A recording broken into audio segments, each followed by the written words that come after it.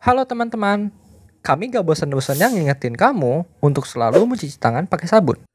Dan pastiin nontonnya di rumah aja ya. Kalau terpaksa berpergian, ikuti protokol kesehatan dengan jaga jarak minimal 1 meter dan jangan lupa pakai masker ya. Halo teman-teman, pada kesempatan kali ini kita akan belajar tentang karangan beserta jenisnya. Langsung saja yuk. Karangan adalah karya tulis dari kegiatan seseorang untuk mengungkapkan gagasan dan menyampaikannya melalui bahasa tulis kepada pembaca untuk dipahami.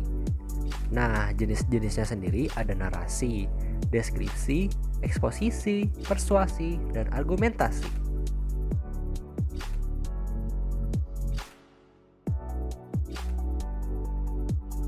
Pertama-tama adalah narasi. Secara sederhana, narasi dikenal sebagai cerita. Pada narasi tersebut, terdapat peristiwa atau kejadian dalam satu urutan waktu dan di dalam kejadian itu ada pula tokoh yang menghadapi suatu konflik.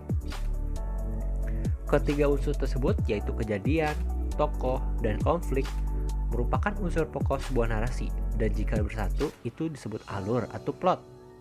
Jadi narasi adalah cerita yang dipaparkan berdasarkan plot atau alur. Narasi dapat berisi fakta atau fiksi. Kalau narasi fakta, contohnya biografi dan autobiografi atau kisah pengalaman. Sedangkan narasi fiksi, seperti novel, cerpen, dan cerbung. Pola narasi secara sederhana adalah awal, tengah, akhir. Ciri-cirinya adalah menyajikan suatu cerita yang berupa berita, peristiwa, pengalaman yang menarik. Selanjutnya, cerita disajikan dengan urutan kronologis yang jelas. Ada konflik dan tokoh yang menjadi inti sebuah karangan, memiliki setting yang disampaikan dengan jelas, dan bertujuan untuk menghibur pembaca. Nah, di sini ada contohnya. Dalam narasi tersebut, disajikan peristiwa yang urutan kronologisnya jelas. Ada konflik, dan lain sebagainya. Kemudian deskripsi. Deskripsi adalah bentuk karya tulis yang menggambarkan atau melukiskan suatu objek maupun benda kepada pembaca. Seolah-olah pembaca merasakan, melihat, atau mengalami sendiri. Ciri-cirinya adalah menggambarkan suatu objek dengan sejelas-jelasnya, melibatkan observasi panca indera, dan metode penulisannya berupa objektif, subjektif, atau kesan pribadi penulis.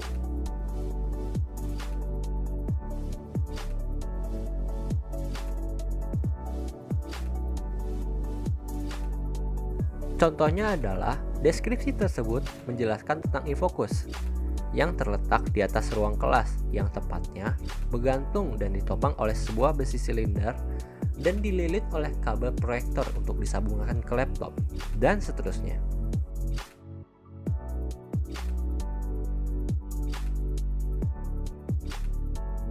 Selanjutnya eksposisi, yaitu jenis karangan yang berisi tentang penjelasan-penjelasan maupun pemaparan mengenai suatu informasi kepada pembaca. Eksposisi berisi uraian atau penjelasan tentang suatu topik dengan tujuan memberi informasi atau pengetahuan tambahan. Ciri-cirinya adalah berisi uraian suatu masalah bidang tertentu. Uraian yang bersifat objektif, semata-mata untuk menambah pengetahuan pembaca.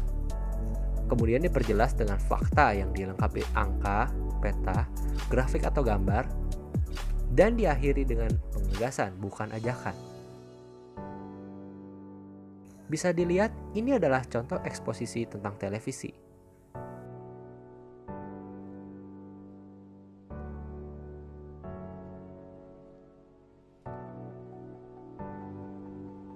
Kemudian ada argumentasi. Argumentasi ini berisi pendapat atau argumen penulis. Karangan ini membuktikan kebenaran suatu pendapat atau kesimpulan dengan data dan fakta sebagai alasan atau bukti.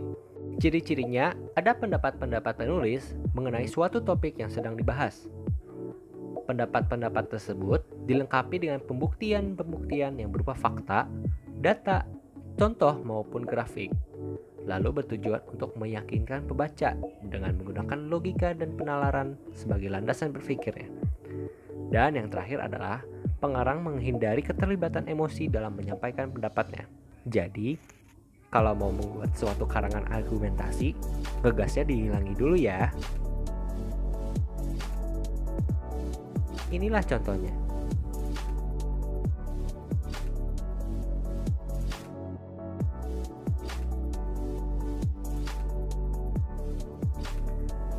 Dan yang terakhir adalah persuasi, yaitu bentuk karya tulis yang berisi ajakan-ajakan kepada para pembaca untuk melakukan atau mempercayai suatu hal. Dilengkapi dengan pendapat-pendapat penulis yang disertai pembuktian agar pembaca yakin dan mau mengikuti apa yang disampaikan oleh penulis dengan bertujuan untuk mempengaruhi pembaca untuk membuat sesuatu. Ciri-cirinya adalah pastinya bersifat mengajak para pembaca, memiliki alasan-alasan yang kuat berupa data, fakta, dan lain-lain. Berusaha menghindari konflik agar pembaca tidak kehilangan kepercayaan. Dan yang terakhir adalah berusaha mendapatkan kesepakatan atau kepercayaan antara penulis dan pembaca.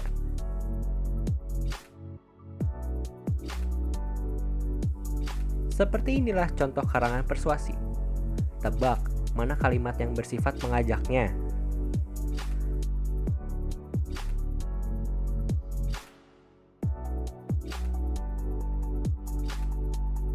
Sekian pembahasan untuk kali ini.